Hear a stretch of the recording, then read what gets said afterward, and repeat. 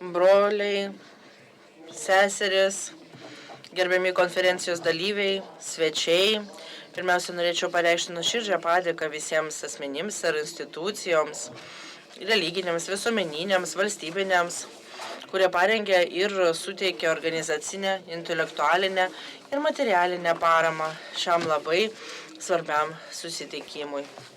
Esu įsitikinęs, kad ši konferencija, besitęsianti ir jau tęsiant įvykusių panašių susitikimų seriją, ypač praėjusiu metu gruodį vykusią Helsinkio konferenciją, bus svarbus žingsnis kovojant su grėsmėmis, kurias rusų pasaulio ideologija ir praktika kelia tiek bažnyčiai, tiek visuomenėms. Taip aš pasakytina apie tas šalis, kurios teoriškai yra arčiausiai Rusijos Europoje, tai yra nuo Šiaurės ir Baltijos šalių šiaurėje iki Turkijos pietuose. Dar kartą noriu perduoti jums visiems nuoširdžius sveikinimus, sėkmės linkėjimus ir Dievo palaiminimą nuo Ukrainos stačiatikių bažnyčios palaiminto Kyjivo ir visos Ukraino metropolito Epifanijos, taip pat Kyjivo stačiatikių teologijos akademijos rektoriaus ir visų darbuotojų. Stačiatikių bažnyčios atsiradimo ir raidos vidurio ir rytų Europos istorija yra neatsiejamai susijusi su Kijevo kaip dvasiniu ir valstybinių centrų, iš kurios stačiatikių krikščionybė plito toliau į šiaurę ir rytus nuo Ukrainos ir Rusijos.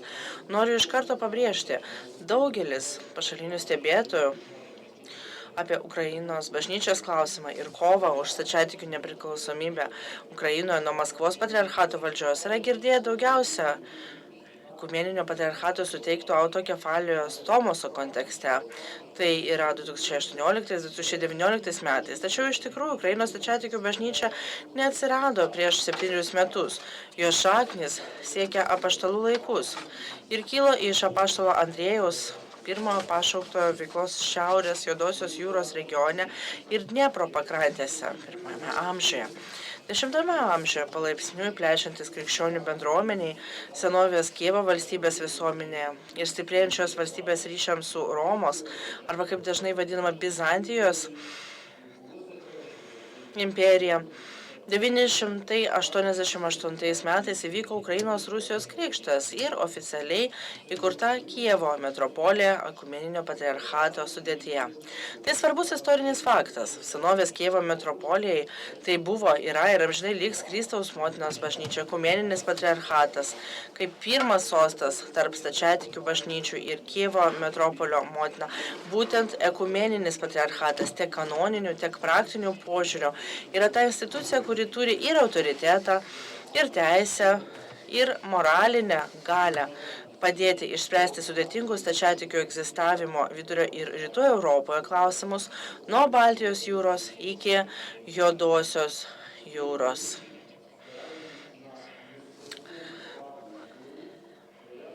Remdamiesi nepaneigiamą istorijos tiesą, savo pozicijoje mes aiškiai ir nedviprasmiškai liūdėjome, kad Kijevas, o ne Maskva, yra centras, aplink kurį istoriškai vienijosi ir toliau turėtų vienytis Ukrainos ortodoksai.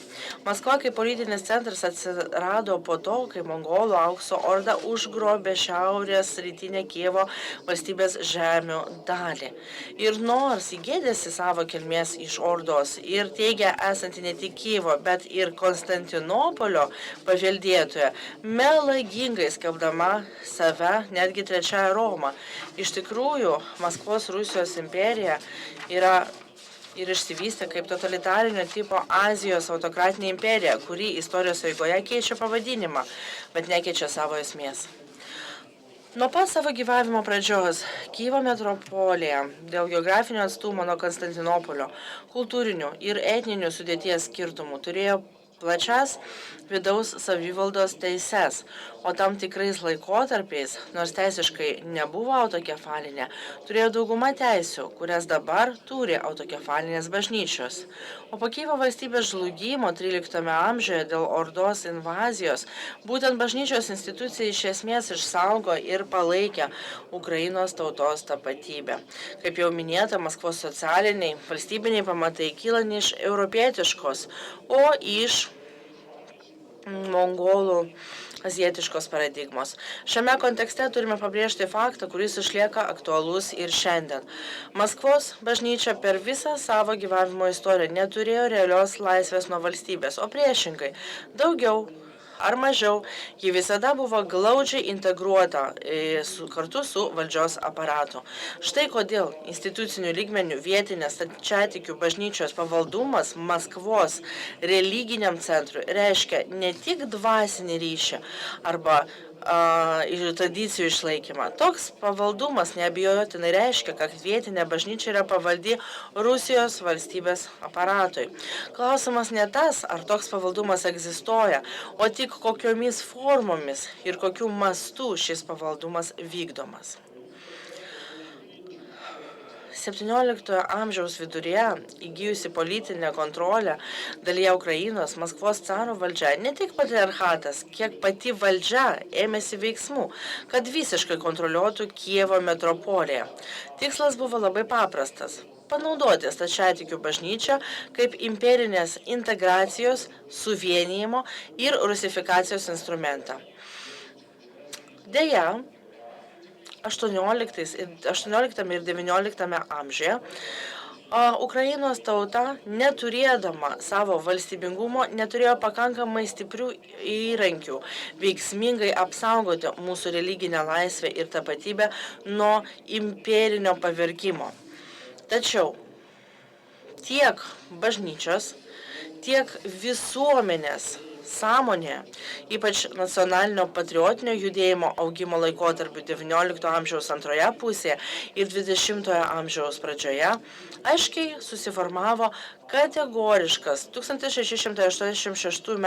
Kijevo metropolijos pajungimo Maskvai akto atmetimas kaip neteisėto. Mes visada tvirtiname, kad 1686 metais carinės valdžios ir Maskvos patriarchato aktas buvo nekanoninis aktas. Jei galima pavartoti tokį pasaulietinį terminą, tai buvo okupacija. Vos 1917 metais vasarį Rusijos žlugus Romanovo monarchijai Ukrainoje prasidėjo platus judėjimas už valstybės ir bažnyčios nepriklausomybę. Reikėtų pabrėžti, Ukrainos bažnyčios nepriklausomybė nuo Rusijos idėja neatsirado dabar, net per Sovietų sąjungos žlugimą prieš 35 metus ir tada neatsirado.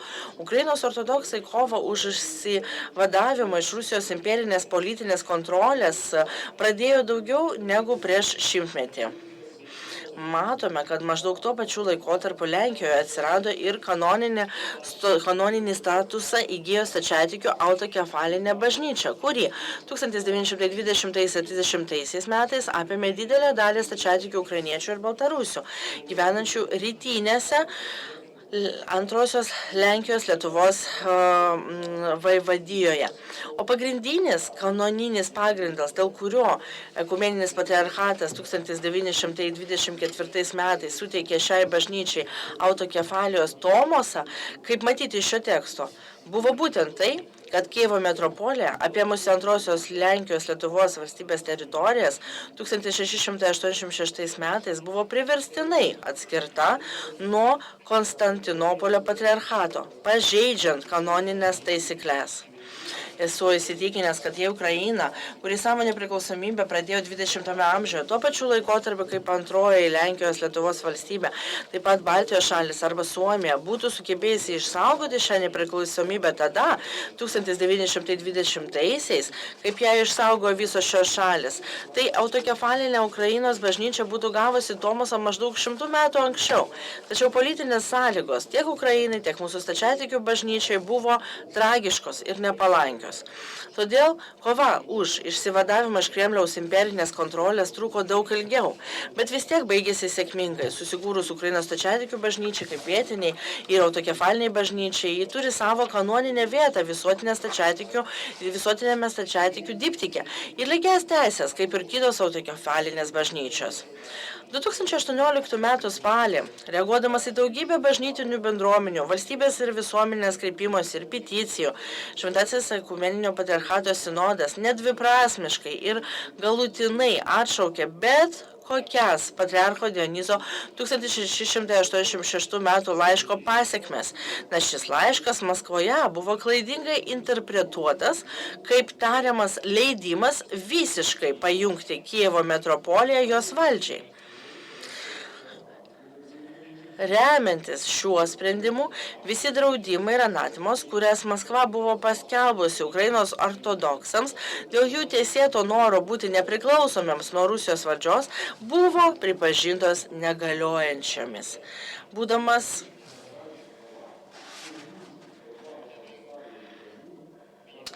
Ekumeninis patriarchatas, turėdamas visas kanoninės ir moralinės teisės, susirūpinęs stačiatikų gerovę Ukrainoje, atsižvelgdamas į daugiau nei šimtmetį trukusią Ukrainos stačiatikių kovą už autokefaliją, išleido atitinkamą tomosą. Tačiau reikėtų pabrėžti, 2018-2019 ekumeninio patriarchato sprendimų pasiekmės kanoninių požiūrių yra aktualios ne tik Ukrainai.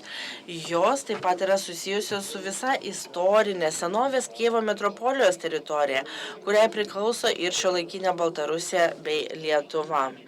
Ne tik Ukrainoje, taigi, bet ir visoje šioje erdvėje, bet kokios Maskvos patriarchato pretenzijos į jurisdikciją, ypač į išimtinės teisės, kaip save buvo paskelbusi motinos bažnyčia, tai yra negaliojančios ir prieštarauja kanoniniai tvarkai. Ukrainoje Šventos Sofijos susivienijimo tarybos sprendimu gavusių ekumeninio patriarcho palaiminimą 2018 metais gruodžio mėnesį buvo suformuota viena vietinė autokefalinė Ukrainos stačiatikių bažnyčia.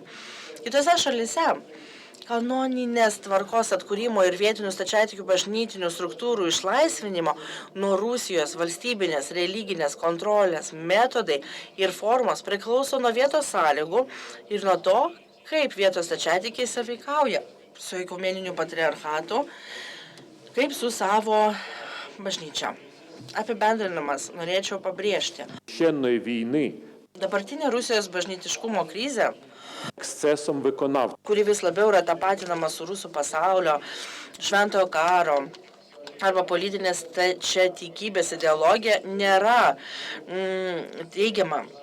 Negalima visos kalties dėl šios dvasinės katastrofos suversti tik patriarchui ir jo vadovaujamam sinodui. Viską, ką matome dabar, visa tai yra tik labai bjaurus, bet gana natūralus століть свого існування. Rusijos ortodoksijos sistemos istorinio nuolankumo Kremliui, imperiniai valdžiai, per visus jo egzistavimo šimtmečius vaisius. Ir dabar kalbama ne tik apie tam tikrų vietinių stačiatikių institucijų išlaisvinimą iš Kremliaus kontrolės, bet mes kalbame ir apie visuotinės stačiatikybės išsaugojimą, apsaugojimą nuo klaidingos rusų pasaulio doktrinos absorpcijos ir jos panaudojimo kaip įrankio Kremliaus neoimperializmui įtvirtinti. Ekumeninis patriarchatas griežtai priešinasi tokiai grėsmiai, dėl kurios jo šventenybė patriarchas Baltramiejus neseniai patyrė gėdingą Rusijos žvalgybos informacinę ataką. Mūsų bendra užduotis dabar suvienyti jėgas, palaikyti vieniems kitus ir plėsti platformą kovai su Rusų pasaulio ideologija ir praktika, kad ne tik sėkmingai apsigintume nuo jos agresijos dabar, bet ir suteiktume galimybę būsimiems pokyčiams pačioje Rusijoje, kad ji iš pavojų šaltinio savo kaimynams ir savo pačiai taptų taikia ir nuspėjama kaimynė, o galbūt net ir partnerė.